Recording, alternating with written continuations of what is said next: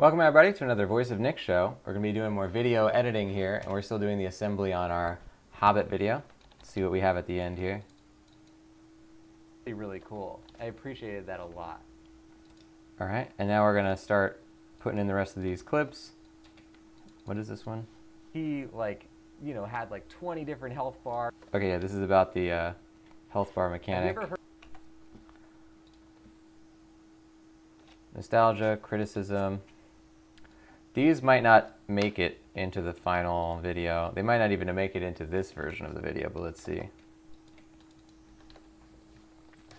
So the game itself is an early 2000s platformer, and I gotta say, just going back to the year 2003 felt really good. We played this on PS2, and just holding that controller and the way that you jump in this game, the feel of the jump, the movement of the jump, the amount of air control, it felt very good, like an early 2000s platformer, up there with the best of them. So I actually, that was kind of a bit of nostalgia for me. Like, I've never played this game, but obviously I've played games of its ilk before.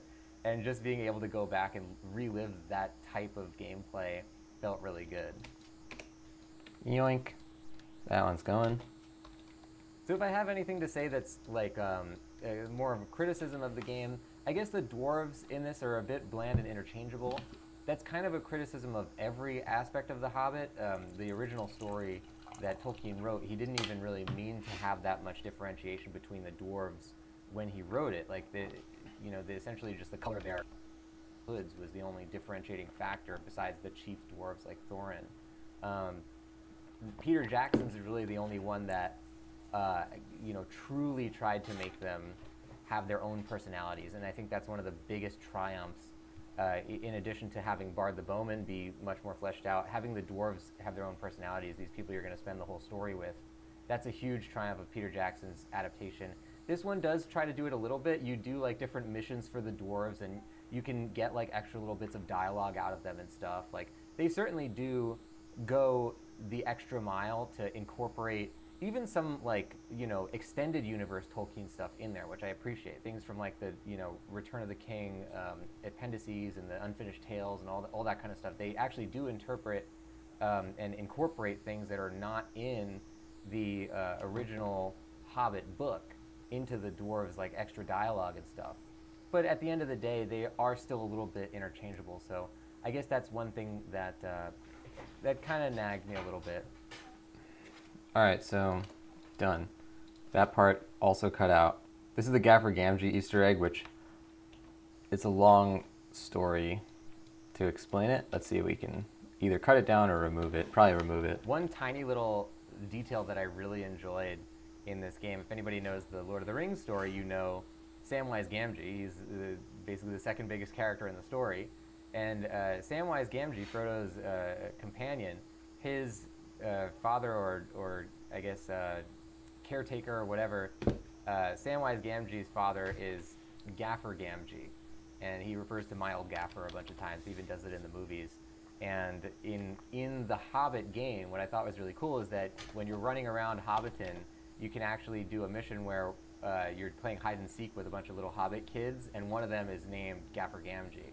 So they don't even really make a big deal out of it. It's just the kind of thing that if you know the stories and you know how old they might be at that point in time, when Bilbo was 50 years old or however old he's supposed to be in The Hobbit, I think he's around 50 in the Hobbit story, then Gaffer Gamgee would have been a child at that point. So Samwise's father was a little kid when Bilbo was setting off on the Hobbit mission. And I thought that was a really great little detail that just kind of goes to show how much extended universe thinking they actually do in this game. The funny thing about this game is you kind of associate these collectathon platformers, adaptations of an existing IP. A lot of times, especially the fact that this came out right when the Peter Jackson stuff came out, you kind of expect it's just a cash grab. They just threw this thing out there and said oh, we got to make some money on this Tolkien stuff before it goes away. But they actually spent a lot of time and energy and thought into really truly adapting this story into a video game, not just slapping the Hobbit name on it and having it be completely interchangeable with any other game of this sort. They really thought through all these levels. They have a really cool mechanic where you use the ring.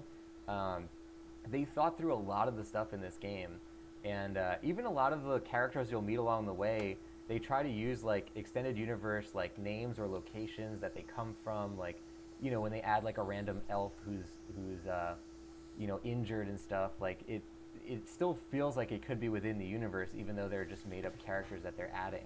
So I really appreciate that kind of stuff. You know, as a video game fan, as a Tolkien fan, I think that's really cool. So, all right, removed. We're really chopping out a lot of this video here. What we have here is the conclusion. So we're already almost at the end of the video, and we're still sitting at around 7.5 minutes. The Hobbit game, you know, you can't really get it. The Hobbit game, you know, you can't really get it digitally. It's available for PS2 and GameCube. So local game stores, go take a look for it if you have the ability to play a PS2 or GameCube game.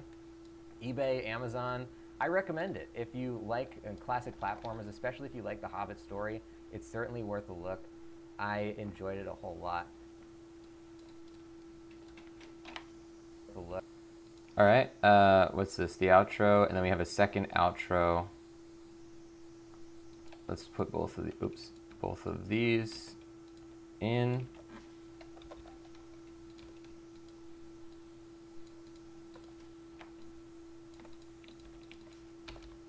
I recommend it if you like.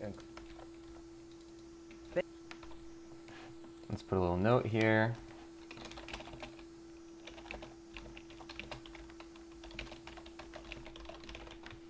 Cut the two outros together, possibly. And then after that, we're going to have our assembly edit, ladies and gents.